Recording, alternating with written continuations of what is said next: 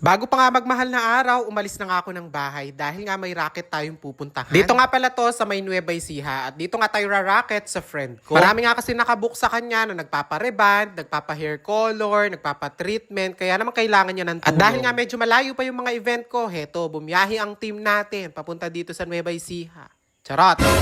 Hindi nyo na nga muna makikita magluto yung atchenyo for today's video dahil ra-racket muna siya. So hi mga che and welcome back again to my vlog!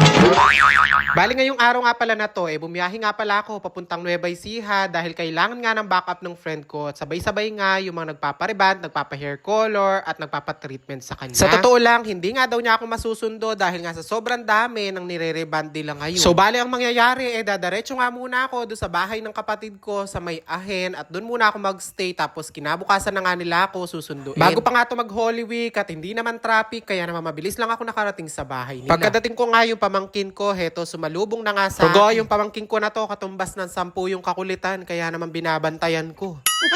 Hindi pa nga pala ako nagtanghalian ng mga oras na yan, kaya naman dito na din ako kumain at ang ulam nga nila sinigang na baboy. Halos 2 oras din kasi yung naging biyahe ko, tapos hindi naman din ako nagkakain sa bus at uminom, iniwasan ko nga kasi yung maihi ako, tapos alanganin. Kung masakit na pa mo, wala naman CR King bus, puta ka rin kumini. Charot!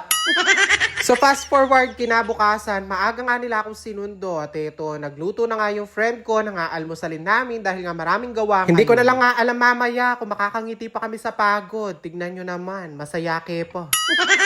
Kumain na nga lang pala kami saglit, tapos naligo na dahil mamaya-maya, aalis na nga din kami ng bahay. Dito nga, medyo fresh-fresh pa tayo. Di ko na lang alam mamaya pagkatapos nung 8 ulong ire-reban. Akala mo naman mo talaga, nagre-reban. Assist lang naman. Home service nga kasi to, kaya naman bumiyahin na kami at malapit lang naman to sa kanila. Bali 3 nga pala kami, pero sila lang 2 talaga yung nagre-reban ako. Nag-a-assist lang sa kanila para mas mabilis at hindi nga sila mapasma. Ganon!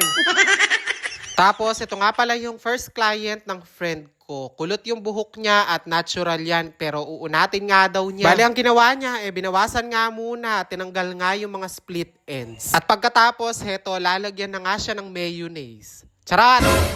Inumpisa na nga pala yung pag-a-apply ng gamot dahil 2 client nga to. Pagkatapos neto, yung isa naman. Magkapatid nga pala yung client namin for today's video. Pero yung isa, reband, tapos yung isa naman, treatment lang. Anyway, ipapaalala ko lang sa inyo, hindi po ako nagre-reband. Dito lang po ako for today's video para maging assistant muna. Pero kung kailangan nyo na magluluto, pwede na rin. Charot!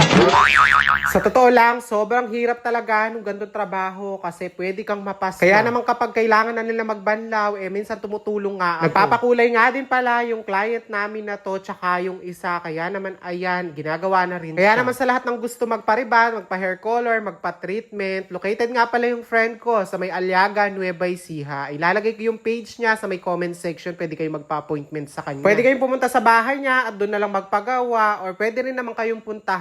Kaya lang, syempre, may additional Buti nga nung mga time na yan, hindi pa nga ganong mainit, kaya hindi pa namin ramdam yung pagod. Pero kapag sobrang init, Diyos ko, mag-uumpisa ka pa lang, talaga naman naglalagkit ka. Pumunta nga pala kami dito ng mga 8:00 ng umaga, tapos natapos kami ng after lunch. Pero syempre, ipapakita ko sa inyo yung before and after para makita nyo yung pagkakaiba. Bali, heto nga pala yung before, yung ate na may kulot na buhok. At heto naman nga yung kinalabasan nung pinagawa niya. O diba, shining, shimmering, and straight.